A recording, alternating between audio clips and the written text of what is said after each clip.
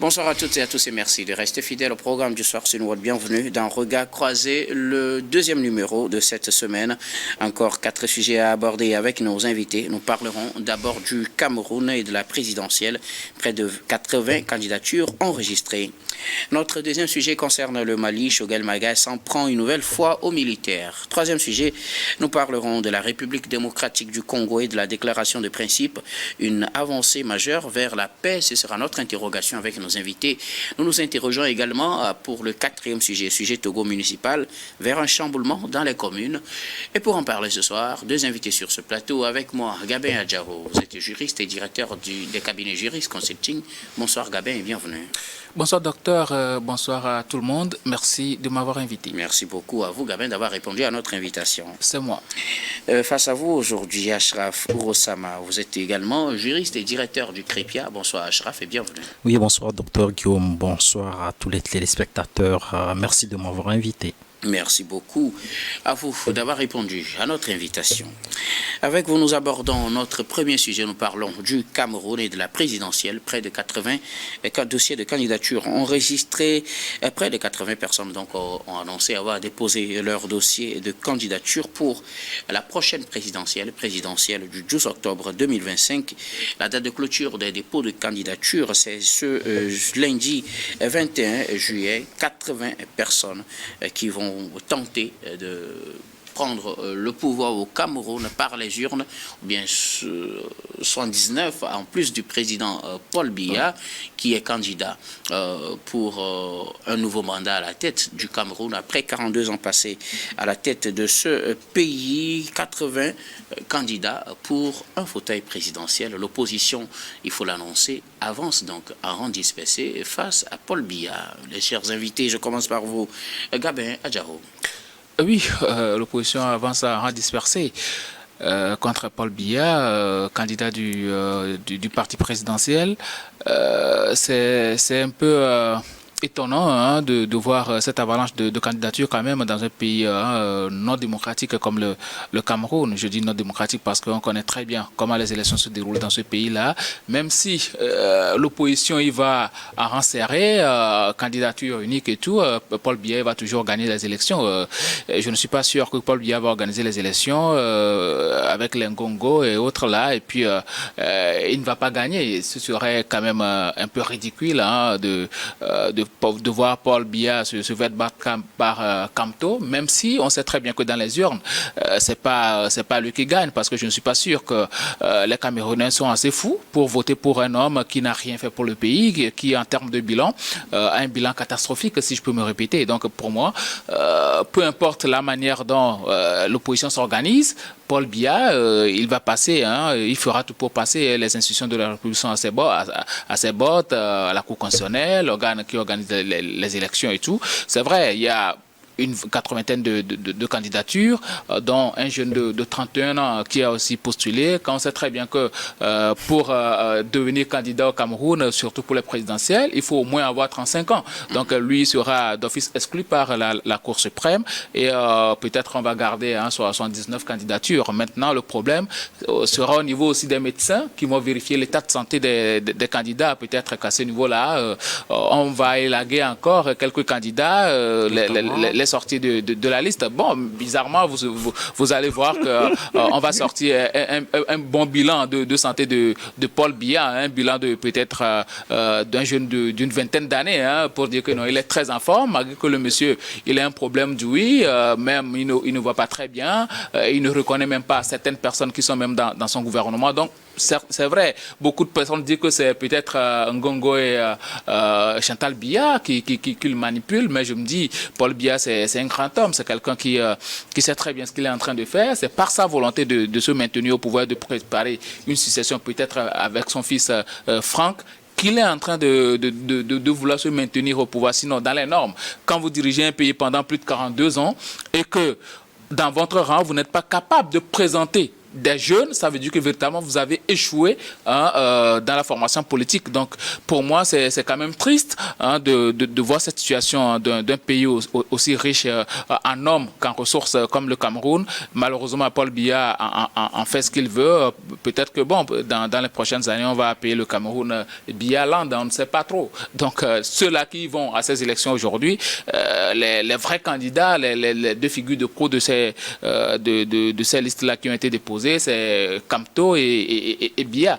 Donc le vrai match va se jouer entre ces deux-là. Peut-être c'est une avalanche de candidatures pour faire croire au monde entier qu'il y a une sorte de démocratie au Cameroun et que les élections auront lieu de manière démocratique et transparente. Mais ça cache beaucoup de choses et je suis sûr que peut-être même le parti présidentiel a financé certains pour pouvoir se représenter, histoire d'avoir un argument après pour dire que non, c'est parce que l'opposition est allée en rang dispersé, il y a eu émiettement de voix et ainsi de suite, comme on le fait la plupart du temps sous nos tropiques. Donc ce n'est rien de surprenant. Ce n'est rien de surprenant que Paul Biya se présente, mais c'est surprenant quand même d'avoir une avalanche de candidatures quand on sait très bien que les gens là qui postulent savent très bien qu'ils ne représentent rien sur l'échiquier politique camerounais, mais ils vont quand même, bizarrement, il y a quelqu'un qui allait se déposer son dossier hier, certains, j'oublie un peu son nom, son fils a dit que son papa lui a dit qu'il sortait revenir, et là il voit son papa à la télé en train de déposer sa candidature. C'est un peu bizarre, mais c'est un peu ça le Cameroun, c'est un peu ça nos pays en Afrique, les démocraties un peu bizarres qu'on essaie de construire sans honte. C'est quand même triste. Merci beaucoup à vous, Gabin Adjao. Alors, Ashraf Ourosama, une 80aine de candidatures enregistrées pour le compte de la présidentielle de 2025, 12 octobre. Plus précisément, le président Biya est encore candidat. Face à lui, certaines figures bien connues, mais aussi des inconnus, le moins âgé à 31 ans, en face de Paul Biya, qui est le plus âgé, 91 ans. Oui, on peut peut-être parler des deux extrêmes, c'est-à-dire qu'on a un jeune de 31 ans, même si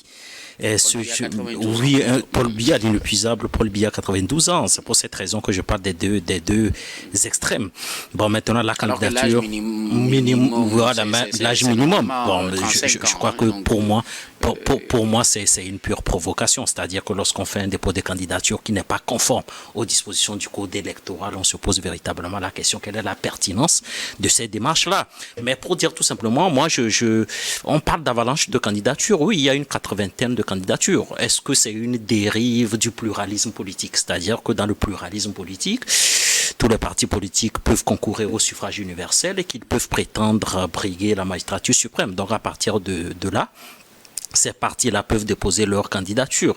Bon, maintenant, on peut catégoriser les candidatures en qualifiant les candidatures de certaines candidatures de sérieuses et certaines candidatures de non sérieuses. Parce qu'il suffit tout simplement de regarder l'enracinement politique de certains partis politiques sur l'ensemble du territoire pour présumer ou dévancer un certain nombre de chiffres. On sait très bien que le principal challenger de Paul Biya, c'est le professeur Maurice Kamto. Est-ce qu'il pourra réellement challenger Paul Biya? Donc, on connaît très bien la démocratie à la camerounaise.